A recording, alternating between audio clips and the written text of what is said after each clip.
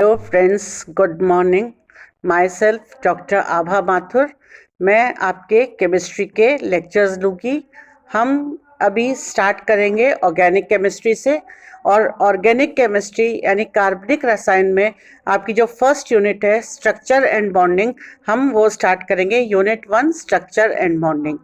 हम जब केमिस्ट्री का नाम लेते हैं तो सबसे पहले हमें पता होना चाहिए व्हाट इज मॉलिक्यूल। अणु क्या है?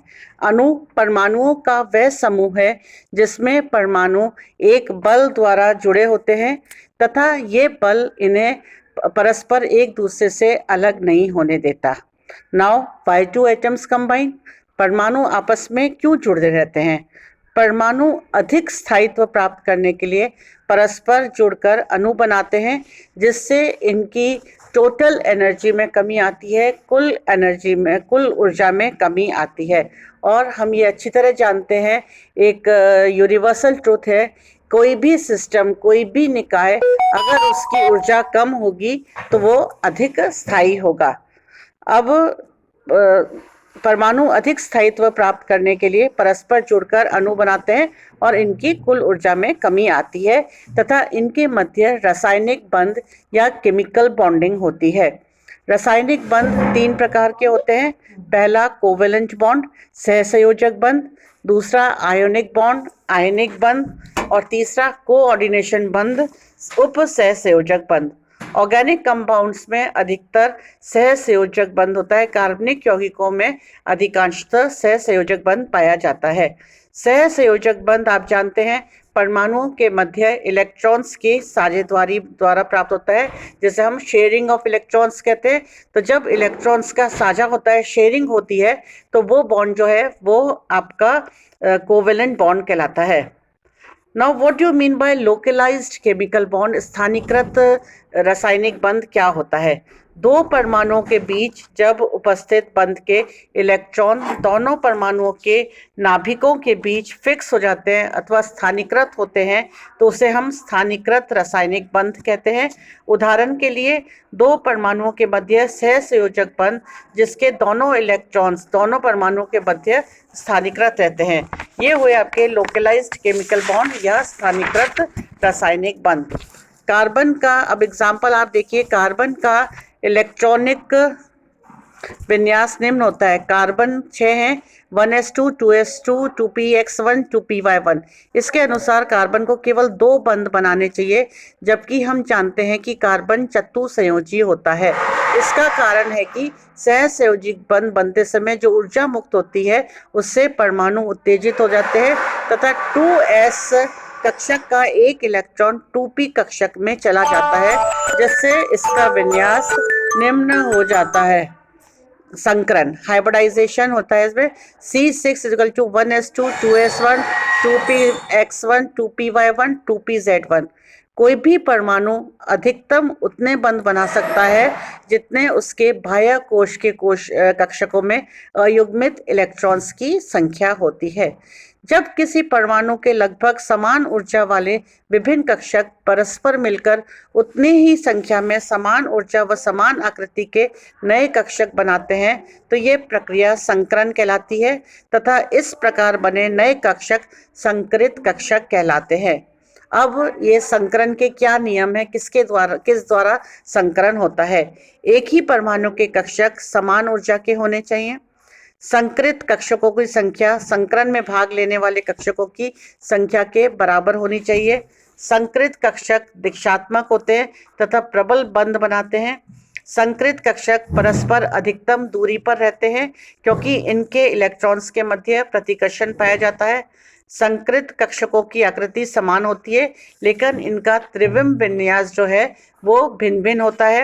अणु में केंद्रीय परमाणु की संकरित अवस्था में उसकी ज्यामिति तथा उसके बंध कोण का निर्धारण किया जा सकता है। आपके क्वेश्चन आता है what is hybridisation? It is a process in which the orbitals of different shape but almost equal energies redistribute to form the new orbitals of another shape and identical energies. संकरण को हम इस तरह से बता सकते हैं, संकरण वह प्रक्रिया है जिसमें भाग लेने वाले कक्षक जिनकी ऊर्जा लगभग समान है परस्पर मिलकर उतने ही नए कक्षक बनाते हैं जिनकी ऊर्जा व आकार समान होता है। ये नए कक्षक संकृत कक्षक कहलाते हैं या हाइब्रिड ऑर्बिटल्स कहलाते हैं।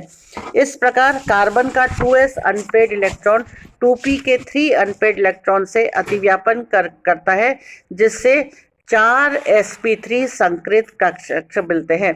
आप एग्जाम्पल देखिए, 2s में एक है और 3 जो है वो 2p में है। अब इनका संकरण होता है और ये sp3 हाइब्रिड कक्षक बनाते हैं। नाउ टाइप्स ऑफ हाइब्रिडाइजेशन, संकरण के प्रकार। कार्बन यौगिकों में 3 प्रकार का संकरण पाया जाता है। पहला sp3 संकरण। sp3 संकरण में इस प्रकार के संकरण में 1s व 3p कक्षक आपस में ओवरलैपिंग करके 4 समान ऊर्जा व समान आकार के 4 sp3 हाइब्रिड ऑर्बिटल्स बनाते हैं। इनकी शेप टेट्राहेड्रल होती है तथा बॉन्ड एंगल 109 डिग्री 28 मिनट होता है।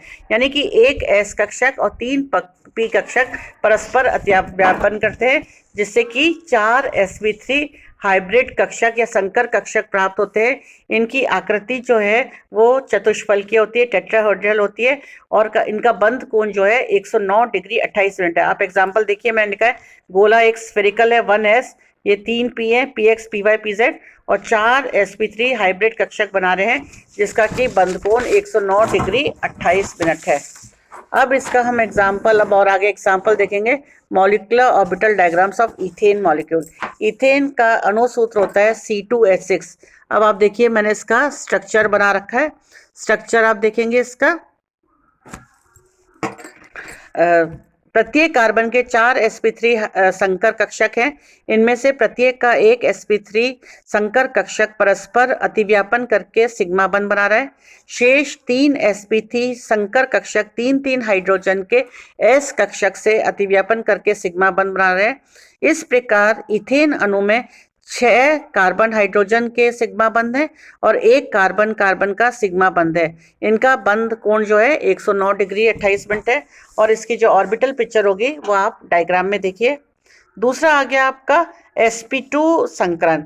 इस संकरण में एक s कक्षक को p कक्षक से ओवरलैपिंग करके अतिव्यापन करके 3 sp2 हाइब्रिड कक्षक या 3 sp2 संकर कक्षक बनते हैं। इसका स्ट्रक्चर प्लेनर ट्रायंगुलर होता है, इसका त्रिकोण होता है तथा बॉन्ड एंगल 120 डिग्री है और बंध कोण जो है sp2 संकरण का वो 120 डिग्री है। अब आप देखिए डायग्राम में 1s है, 2p है और 3 sp2 संकर कक्षक बन रहे हैं, जिनका की बंध कोण है 120 degree. Now molecular orbitals diagram of ethene molecule. अब एथीन मॉलिक्यूल का देखेंगे। एथीन का अणु सूत्र C2H4 है। इसके आप डायग्राम में देखिए, दोनों कार्बन sp2 हाइब्रिड है, संकरित है, अतः प्रत्येक कार्बन के पास 3 sp2 संकर कक्षक हैं और एक अनहाइब्रिडेड यानी कि असंकृत विशुद्ध p कक्षक है। दोनों कार्बन के एक एक sp2 हाइब्रिड कक्षक या संकृत कक्षक आपस में ओवरलैप करके सिग्मा बंध बनाते हैं। शेष 2 sp2 संकर कक्षक हाइड्रोजन के s कक्षक के साथ अतिव्यापन द्वारा सिग्मा बंध बनाते हैं। इस प्रकार प्रत्येक कार्बन के पास एक एक विशुद्ध p कक्षक बचा रहता है। ये आपस में कोलेटरल ओवरलैपिंग करता है, सहपार्श्वीय अतिव्यापन करता है और इनके बीच में पाई बंध बनता है। तो इस प्रकार आप डायग्राम में देखेंगे, डायग्राम देखिए, इस प्रकार एथीन में 5 सिग्मा बंध और 1 पाई बंध है और इनका बंध कोण जो है वो 120 डिग्री है। नाउ sp हाइब्रिडाइजेशन, sp संकरण। जब एक s व एक p कक्षक परस्पर मिलकर संकरित होते हैं तो समान आकृति व ऊर्जा वाले 2 sp संकरित कक्षक प्राप्त होते हैं। इनका स्ट्रक्चर लीनियर होता है, यानी आकार जो है वो रेखीय होता है तथा sp हाइब्रिड ऑर्बिटल में इनका बंध कोण जो है वो 120 डिग्री होता है। डायग्राम देखिए, 1s 1p sp 2sp hybrid orbitals बनते हैं, 180 डिग्री इनका बंध कोण है। Now molecular orbital diagram of acetylene और एथाइन। एसिटिलीन, आप डायग्राम में देखिए बेटा, एसिटिलीन का मॉलिक्यूलर फॉर्मूला जो है, अणु सूत्र है C2H2 प्रत्येक कार्बन के पास 2 sp संकर कक्षक हैं। दोनों कार्बन का एक एक sp संकर कक्षक परस्पर अतिव्यापन करके सिग्मा बंध बनाता है तथा दोनों का दूसरा sp संकर कक्षक हाइड्रोजन के s कक्षक से अतिव्यापन करके सिग्मा बंध बना रहा है। अब दोनों कार्बन के पास दो दो विशुद्ध अनहाइब्रिड असंकृत p कक्षक बचते हैं। दोनों कार्बन के अनहाइब्रिड असंकृत p कक्षक परस्पर कोलेटरल ओवरलैपिंग द्वारा या सहपार्श्वीय अतिव्यापन द्वारा 2 पाई बंध बनाते हैं।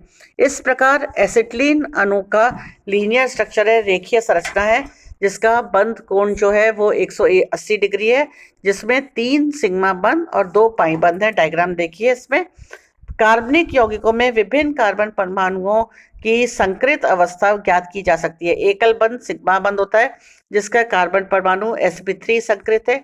द्विबंध में 1 सिग्मा बंध है और 1 पाई बंध होता है तथा त्रिबंध में 1 सिग्मा और 2 पाई बंध होते हैं। सिग्मा और पाई बंधों की व्याख्या ज्ञात करने के लिए संकृत अवस्था हम ज्ञात कर सकते हैं। आप डायग्राम में देखिए, अगर हमको सिग्मा और पाई बंधों की संख्या ज्ञात होगी तो हम इसका हाइब्रिडाइजेशन या संकरण ज्ञात कर सकते हैं कि इसकी संकृत अवस्था क्या है।